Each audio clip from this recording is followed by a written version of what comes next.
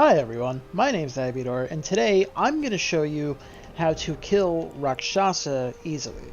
So Rakshasa, it can be found in the Eastern Nameless Mausoleum, down in the Recluse's River, in the Elden Ring DLC, Shadow of the Erdtree. So, before you go down to the Mausoleum, you're going to want to be prepared for it. Doesn't really matter what your build is. Here's a sneak peek of what I'm working on right now. But yeah, so what we're going to do, you're going to want a shield that can parry. So that's either a small or medium shield. This strategy is going to involve blocking, so you're going to want a medium shield, preferably one that has high guard boost. So you can see under the guarded damage negation stats there, you can see you want 100 physical absorption so that you don't take damage from her attacks when you're blocking, and you want the highest guard boost that you can get.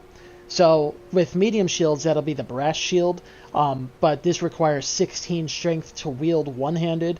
So if you can't meet that requirement, you can use a different shield. There's the Mesmer Soldier Shield in the DLC, which has a low strength requirement of 10. There's the Wolf Crest Shield from the DLC that you can go grab. I forget exactly where it is, but it's really easy to find. You can Google it. But in my case, I'm going to go with the Wolf Crest Shield because it's blue and that matches my getup.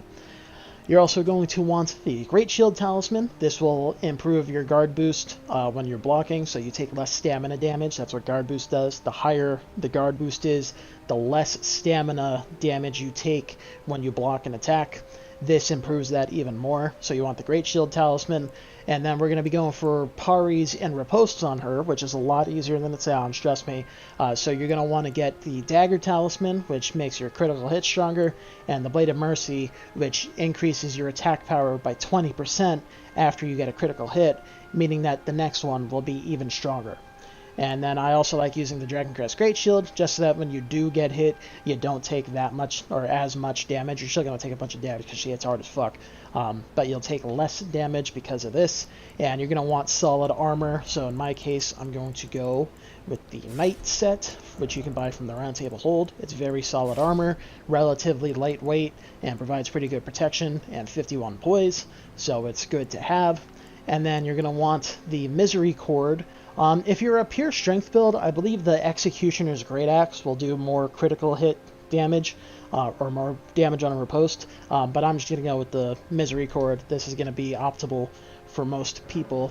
So depending on your build, you're going to want to give it an elemental affinity of some kind. So I'm going to give it the Endure Ash of War, because Endure is just good. My character that I'm currently playing on has high intelligence, so I'm going to go with the magic affinity. You'll usually get better damage if you have an elemental affinity on it. So in my case, I have high intelligence, so I'm going with magic. If you had high strength, you would want to go with fire. If you had high dex, you want lightning. High faith, go with sacred, right?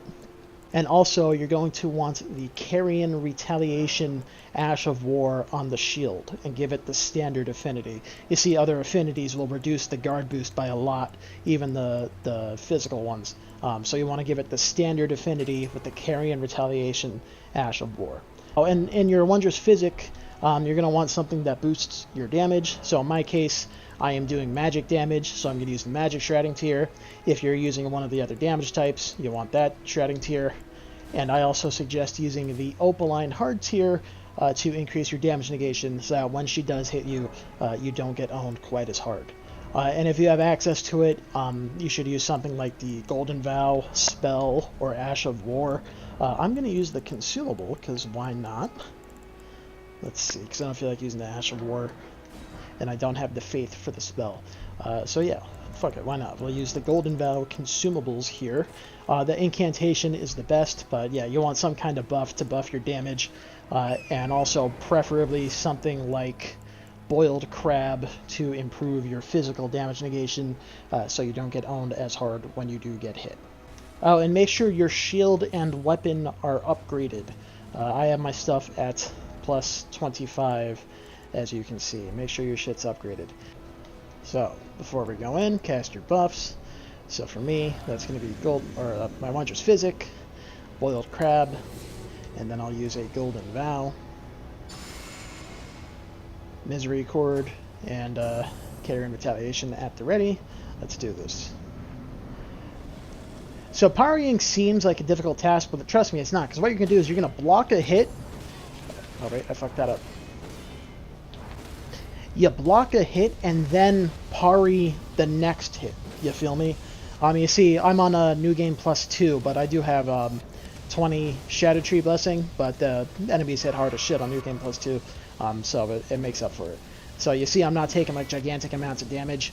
What you want to do is you block a hit, and then you parry the follow-up. It makes it much easier to get parry successfully instead of trying to, block the first hit. The only thing you need to keep in mind is that you can't parry jump attacks. Technically, you can parry Rakshasa's jump attacks, but it's pretty inconsistent. Other enemies, you can't block jump attacks. It's a quirk with the Rakshasa's Great Katana. If you do get hit, make sure you back off. Keep an eye on your bleed. You see my bleed meter was pretty high there because the bleed goes through the shield. So what I'm going to do is I'm going to wait a minute just for that to go down, just for this to be safer because I don't want to get bled out. Block, parry. It might take some practicing, you're going to have to practice a bit, but it's consistent, and in my opinion, it's by far the easiest way to kill this bitch.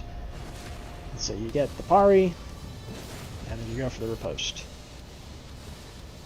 She only has one healing flask, by the way. Now see, sometimes she'll do that. And you get owned like that, like an idiot. So, it's going to take some practicing, it's going to take some work, but trust me, this is really consistent, and in my opinion, it's the easiest way to kill Rakshasa. So let's try this again, and see if I can do it without getting fucking owned this time. So we're going to use that. I'm going to use Boiled Crab. Golden Vow. Pretty good negation, pretty good attack power. Let's do this. Run up to her. Block a hit. Go for the parry.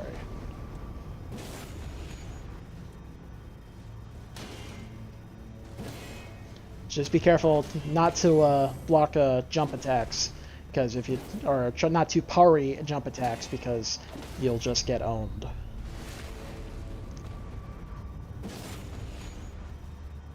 She's gonna heal. I was wondering if I could get the backstab. She didn't heal.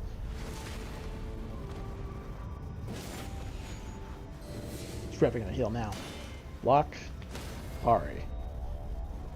Block, parry. Block, parry. Block, parry. Right?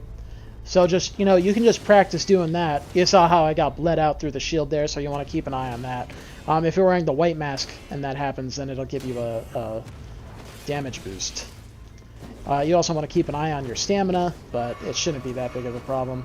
Oh, you can use shield grease too, if you want to be able to block more.